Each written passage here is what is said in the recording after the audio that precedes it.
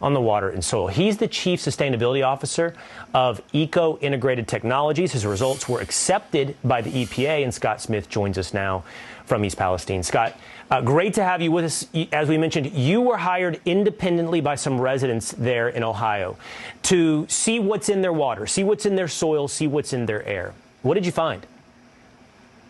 Well, first of all, thanks for having me, Will. It's great to be here. And we found dioxins, but before that, I want to tell you something. 17 years ago, my business and 100 employees' jobs were wiped out in oil and chemical contaminated waters.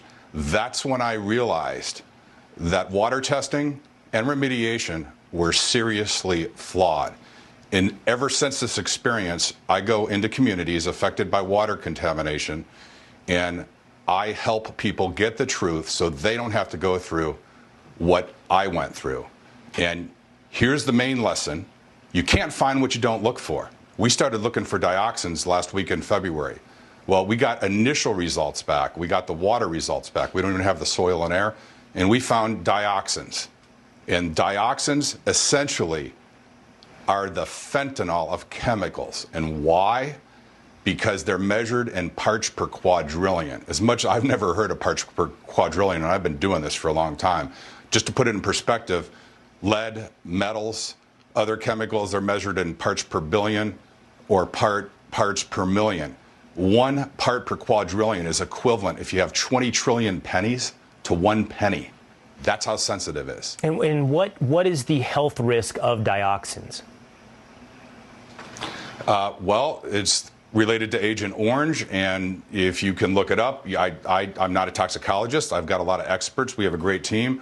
Cancer, it's very dangerous to pregnant women, and a whole host of other issues. And I can tell you what separates this from other experiences I've been to, people are getting sicker by the day. Children are spitting up, coughing up blood. I saw pictures today when I was with residents.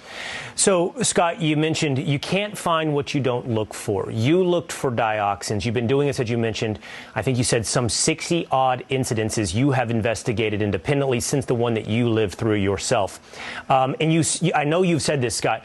That has in turn given you the playbook for how these things are normally handled by the government, the EPA, by private corporations that do the testing. What is the playbook? Yeah, the playbook is, let there be no doubt about it, the public relations people are calling all the shots. And I can tell you right now, the playbook is going to be dioxins are ubiquitous in the environment. And I don't even need to get the rest of the results, because I can tell you right now, children spitting up blood, people with headaches, getting sicker, that was not ubiquitous in health symptoms in this environment. The good news is we're going to find the truth, and we're going to find out what people have been exposed to, and they'll be able to go to the doctors and get help, and this will be able to be cleaned up properly.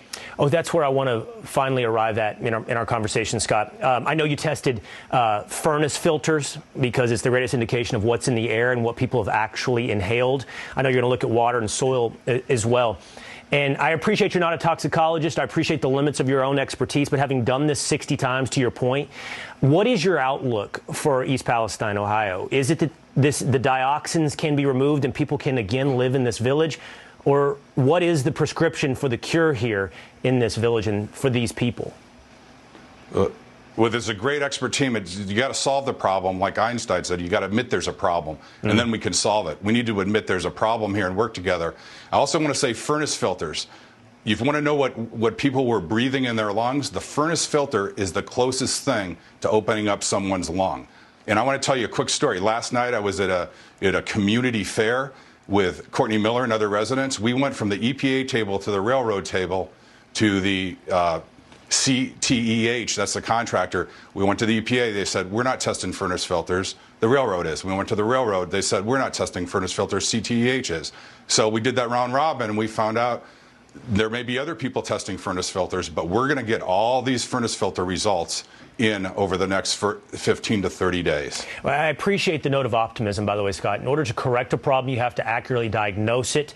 But I hear you with that note of optimism that once it's accurately diagnosed, this village can be saved, this village can be cleaned. I heard that earlier in our conversation. I think that's an important note of optimism. This is important information. Your independent analysis is appreciated. Thank you for sharing it here tonight on Tucker Carlson Tonight.